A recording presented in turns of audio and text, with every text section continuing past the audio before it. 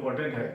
मैंने बहुत सोचा कि पहले हम लोग इस टॉपिक को थोड़ा बहुत कवर किया था, लेकिन ये टॉपिक आपके लिए बहुत इंपॉर्टेंट है। बहुत मतलब अगर इस वीडियो को ठीक से देख लिया, समझ लिया, सुन लिया, तो शायद बहुत बच्चे जो एब्रॉड के नाम पे बहुत ज़्यादा धोखा खा जाते हैं उनको, या बहुत बच्चों के मन में है कि पता नहीं एब्रॉड में पढ़ाई होती नहीं होती, जाना चाहिए नहीं चाहिए, उनके लिए ये वीडियो हमने बनाया है और ये बहुत इंपॉर्टेंट वीडियो होने जा रहा है।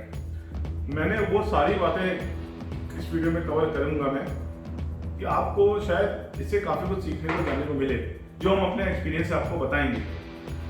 तो चलिए सिलसिलेवार तरीके से परत दर परत उठाते हैं कि ये जो पूरा एब्रॉड एजुकेशन का बिजनेस चल रहा है ये कितना सच पे आधारित चल रहा है और कितना झूठ पे आधारित चल रहा है। तो उस झूठ की लेयर क्यों ना उठाते एक एक करके, जो हमारे आप सबके लिए फायदेमंद है। और बहुत अच्छे कॉलेज भी हैं बाहर, बहुत खराब कॉलेज भी हैं, तो उस पर भी हम लोग बात कर लेंगे। लेकिन आइए चलिए सिलसिलेवार तरीके से पहले शुरू करते हैं, 1.23 करके हम सब बताएंगे आपको, ठीक है। आइए पहले क्या, आप ज़्यादातर आजकल ऐड देखते हैं कि एमबीबीएस एब्रॉड में जो सबसे इम्पोर्टेंट टर्म ऑलमोस्ट सारे कंपनी, सारी कंसल्टेंसीज यूज करती है, वो एक पर्टिकुलर वर्ड है एमसीआई अप्रूव्ड। ठीक है, पहले तो होता था बिना एमसीआई वाले में ही भेज देते थे, बच्चे फंस जाते, लेकिन आज के बच्चे इतने एडवांस हो गए कि वो क्या गूगल करके देख लेते हैं एमसीआई के क्वेश्चन में कि वो कॉलेज उस लिस्ट में है कि नहीं। ठीक है, आपको एक चीज बता दें कि एमसीआई की लिस्ट में आना मतलब कॉलेज की गुणवत्ता यानी क्वालिटी का कोई पैमाना नहीं है। अगर मतलब आप ये सुने कि ये एमसीआई की लिस्ट में है, तो आपको मैं क्लियर कर दूं कि आज तक एमसीआई वहां गई नहीं, एमसीआई की कोई टीम ने उसको वेरीफाई नहीं किया। वो नॉर्मल प्रोसेस होता है, कोई भी गवर्नमेंट या प्राइवेट यूनिवर्सिटी किसी भी देश की वो अपने पेपर थ्रू एम्बेसी, यहाँ की एम्बेसी और थ्रू एमसीआई भेजती है और इसको एमसीआई अप्रूव कर देती है। तो वो इसका कोई भी कोई गारंटी नहीं होती कि जो एमसीआई अप्रूव्ड है वो बहुत क्वालिटी, वहाँ एमसीआई की टीम गई देख के, ऐसा कुछ नहीं है। ठीक है, पहले इसको तो क्लियर कर लिया कि एमसीआई अप्रूव मतलब नॉर्मल सा प्रोटोकॉल उन्होंने फॉलो किया, एमसीआई की लिस्ट का नाम डलवा लिया उस फलाना XYZ कोई भी कॉलेज होगा। ठीक है, दूसरा होता है WHO रिकॉग्नाइज। लेकिन WHO का भी जितना क्राइटेरिया मुझे पता हो सकता है मैं गलत हूँ, लेकिन जितना मुझे पता है WHO नॉर्मली ऑलमोस्ट सभी कॉलेज को मिल जाता है जो इसमें अप्लाई करते हैं, जिनका मान के चलिए किसी भी हॉस्पिटल से अटैचमेंट है और वो I think through red cross कुछ पेपर वर्क वो फॉरवर्ड होता है, वो WHO की लिस्ट में कॉलेज का नाम आ जाता है। तो WHO भी कोई क्वालिटी का पैमाना नहीं है ना, मतलब ठीक है WHO अप्रूव्ड है, but it is not like कि उस पर स्टैंप लग गई यार ये बहुत अच्छा है, जैसे आजकल हर चीज पे ISO लग जाता है। तो दैट इज अदर थिंग, वो कोई पैमाना नहीं है। ISO से ये भी बता दें कि बहुत कंपनीज अपने ISO सर्टिफाइड को बड़ा बड़ा लिखती है, वो उस कंपनी या कंसल्टेंसी की गुणवत्ता का कोई गारंटी नहीं देता है। ठीक है, चलिए अब आगे बढ़ते हैं, हम किसी को यहाँ पे पर्टिकुलर पर्सनल किसी को क्रिटिसाइज नहीं करेंगे। ठीक है, अब आते हैं लैंग्वेज पे। बहुत सी कंसल्टेंसी वीडियोस बना रही हैं कि इंग्लिश मीडियम भेज रहे हैं, रशिया बोल रहे हैं इंग्लिश मीडियम। देखिए पढ़ाई सच जो है इंग्लिश, प्योर इंग्लिश मीडियम बहुत कम जगह होती है, और ये सच है कि आपको लोकल लैंग्वेज ज्यादा सिखाई जाती है। हाँ, इसमें आपको ये सतर्क रहना कि ऐसा ना हो कि दूसरे तीसरे हाथ से प्योर बाईलैंग्वेज, यानी चाइना में या रशिया में बहुत ऐसी यूनिवर्सिटी जहाँ प्योर उनके लोकल लैंग्वेज पढ़ाने लगते हैं, फिर इंग्लिश खत्म हो जाती है, वहां पे हमारे इंडियन बच्चों को दिक्कत होती है।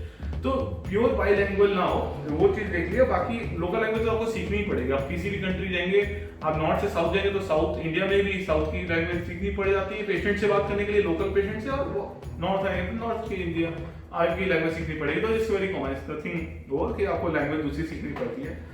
तीसरी चीज, और एक बच्चों में बहुत एक भ्रामकता फैली हुई है, वर्ल्ड रैंकिंग। वो देखते हैं यूनिवर्सिटी वर्ल्ड रैंकिंग सर कितनी है, हम कहते हैं भैया वर्ल्ड रैंकिंग एक यूनिवर्सिटी मतलब मेडिकल कॉलेज नहीं, यूनिवर्सिटी में बहुत ढेर सारे पार्ट्स होते हैं। उसका एक हाथ MBA होता है, एक हाथ उसका BTech होता है, एक हाथ उसका मेडिकल होता है। तो ये सब मिला के हो सकता है उसकी वर्ल्ड रैंकिंग बहुत ऊपर हो, बट हो सकता है उसका MBBS जिसके लिए आप जा रहे हो वो बेकार हो।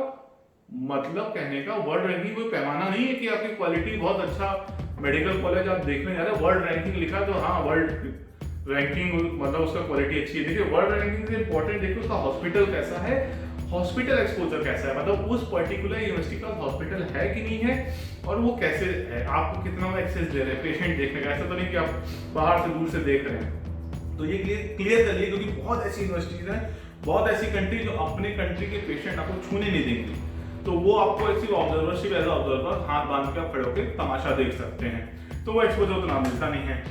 उसके बाद हम आपको और इम्पोर्टेंट चीजें बताएं तो इसी से रिलेटेड है हॉस्टल। हॉस्टल एक बहुत इंपॉर्टेंट है, मैंने कुछ वीडियो में डाला था कि हॉस्टल्स में प्रॉब्लम क्या होती है कि ज्यादातर यूनिवर्सिटी अपने जो पर्सनल हॉस्टल वो नहीं देते, खासतौर से इंडियन बच्चे वो बेचारे बाहर लीज आउट जो कंपनी ने बेचती है वो कोई बिल्डिंग ले लेती है, वहां वो रहते हैं। उसमें प्रॉब्लम क्या आती है कि उसमें बच्चों को रैक की तरह स्टेप बाय स्टेप ट्रेन की बोगी की तरह रख देते हैं, तो एक कमरे में 6 बच्चा 8 बच्चा। प्रॉब्लम ये नहीं कि चलो एक कमरे में इतने बच्चे हैं, प्रॉब्लम इसके साथ एक और भी है। प्रॉब्लम ये कि अगर उन 8 में से एक भी नहीं पढ़ने वाला हुआ, नोटोरियस हुआ, तो वो बाकी सबको पढ़ने नहीं देगा। मेरे हिसाब से हॉस्टल में 2 या ज्यादा से ज्यादा 3 बच्चे बहुत है। अगर उससे ज्यादा आपको एडजस्टमेंट करा दें तो मैं मानता नहीं कि वो सही है, और बेटर है कि अगर बच्चा फुल करिकुलम हॉस्टल में ही रहे पूरे कोर्स में, बाहर फ्लैट लेके ना ही रहे तो ज्यादा अच्छा। हालांकि ज्यादातर बच्चे दूसरे तीसरे साल से बाहर रहते हैं, वो अपने जो भी कारण होता है, लेकिन हॉस्टल में आए तो आई थिंक ज्यादा अच्छी आप डिसिप्लिन फॉलो कर सकते हैं। ठीक है, अब एक चीज ये है कि लोग डालते हैं लिमिटेड सीट। तो भैया इतनी सीटें हैं अब्रॉड में और सीटें सब इन्हीं के हाथ में, जितने एडमिशन उतनी सीट, तो मान के चलिए कि ऐसी कोई सीट लिमिटेड नहीं है। आराम से ठंडे दिमाग से कॉलेजेस देखिएगा और तब फाइनल करिए। कोई सीट देख के बात करिए कि सीट खत्म हो रही जल्दी से बुक कर दो, कोई सीट नहीं खत्म। जैसे आपको मार्केटिंग गिमिक होता है कि भैया पकड़ लो कैंडिडेट कहीं भाग ना जाए, ठीक है। तो एक ये चीज है। फिर एक चीज आपको और बताना है कि एक्चुअल कॉस्ट आपको पता होनी चाहिए। देखिए कभी भी किसी यूनिवर्सिटी की कॉस्ट आपको पता करनी है फीस की, तो वो उसकी जो second third year fourth year की फीस होगी वो उसकी एक्चुअल फीस होती है। पहले साल फीस ज्यादा होती है। हम ये देखें, इसमें ये नहीं कह रहे कि आपसे गलत पैसे लिए जाते हैं, गलत नहीं लिए जाते हैं, उस पैसे को आपको समझना पड़ेगा, क्योंकि जो कंपनी उसको ओन कर दी, जब भी कोई कंट्री होगी, उस कंट्री की यूनिवर्सिटी होगी, उसको ओन करने के लिए वहां की एक लोकल कंपनी ले सकती है जो लीज आउट करती है इंडिया की किसी कंपनी को, और वो फिर देते हैं एजेंट्स को कि आप बेचो।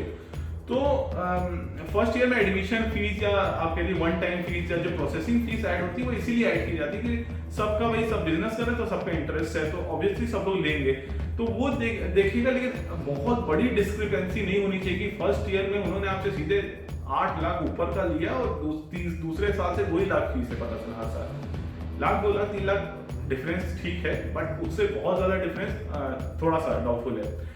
अब इसके बाद एक और आपके लिए जानना जरूरी कि जब आप कंपनी सेलेक्ट करें कि जो बंदा आपको भेज रहा है, तो आप इसलिए ना देखिए वो बंदा यूट्यूब में बहुत पॉपुलर है, वो मैडम यूट्यूब में खूब आती हैं, ऐसा हो सकता है कि भाई दिखना और करने में अंतर होता है। तो आपको पहली बात तो कोशिश करिए जो कंपनी हो उसका अपना परमानेंट एक उसका हिस्ट्री देख लीजिए थोड़ा सा, उसके बारे में कहीं ना कहीं बच्चे गूगल पे या कहीं ना कहीं उनके रिव्यूज डालते हैं, रिव्यूज जरूर चेक करिए। रिव्यूज नहीं तो डाउटफुल होता है, बच्चे डाल ही देते, कोई कुछ एक आध लोग मानिए आपसे इन्फ्लुएंस है तो अच्छा लिखेंगे, लेकिन सब आदमी अच्छा नहीं लिखेगा, कोई ना कोई बुराई तो लिखेगा। तो आप उनके रिव्यूज चेक करिए। उसके बाद वो जो कंपनी आपको भेज रही है, कंसल्टेंसी आपको भेज रही है, वो ऑथराइज है नहीं ऑथराइज आपको भेज रही है, ये भी देखिए। पता चला उस यूनिवर्सिटी में उसको कोई जानते ही नहीं, वो खुद कभी वहां नहीं गया उस देश और आपको भेज रहा है, तो वो देखना जरूरी। किसी के भी साथ चले जाना लॉजिक नहीं है, ठीक है, एनीवन, मतलब वो आपको देखना पड़ेगा। तो प्रिकॉशंस आपको इसमें बहुत लेने पड़ेंगे। यूनिवर्सिटी सिलेक्शन, उसका हॉस्पिटल, उसके बाद भेजने वाला बंदा कहाँ भेज रहा है, और उसके बाद फिर आपको पूरा एक आइटिनरी मिलना चाहिए कि आपको जो जा रहे हैं तो एक्चुअल हमारी कॉस्ट क्या है। क्योंकि जो सबसे इंपॉर्टेंट प्रॉब्लम हो रही है, सबसे इंपॉर्टेंट, हर बच्चे जो मार्केटिंग वाली फीस बच्चों को दी जाती है और जो एक्चुअल फीस होती है उसमें कई बार तो 8-10 लाख अंतर आ जाता है। ऐसा क्यों? क्योंकि देखिए ज्यादातर जो आपके पास वो फीस दिखाते हैं वो सिर्फ आपको ट्यूशन दिखाते हैं, हॉस्टल, खाना छुपा लेते, खाना पैकेज अपने आप में, और ना मानिए तो साल का आराम से 1-1.25 लाख खाने का खर्चा है। तो 5 साल के ड्यूरेशन में अगर आप जा रहे हैं, 6 साल के ड्यूरेशन जा रहे हैं, तो इंटू उतना कर लीजिए, वो तो आपको खाने का कॉस्ट आ जाएगा।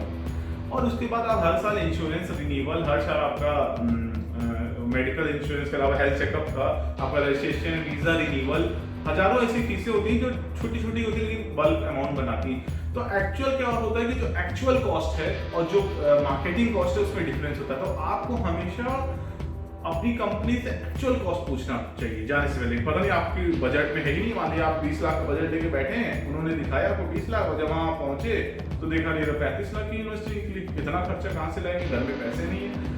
तो ऐसी प्रॉब्लम में ना फंसे। तो एक प्रॉपर रिसर्च करिए, और हम लोग अभी और वीडियो बनाएंगे और एक्सपोज करेंगे तो क्या प्रॉब्लम यूनिवर्सिटी में बच्चे कहाँ जाके फंस रहे हैं, नाम लेके नहीं बताएंगे लेकिन बताएंगे जरूर, और सबका एक हम लोग तरीके से इसको सिस्टम से सब कुछ बातें अपनी रखेंगे जरूर। ठीक है, तब तक बने रहिएगा, सब्सक्राइब करिए और आगे की वीडियो से इंतजार करिए।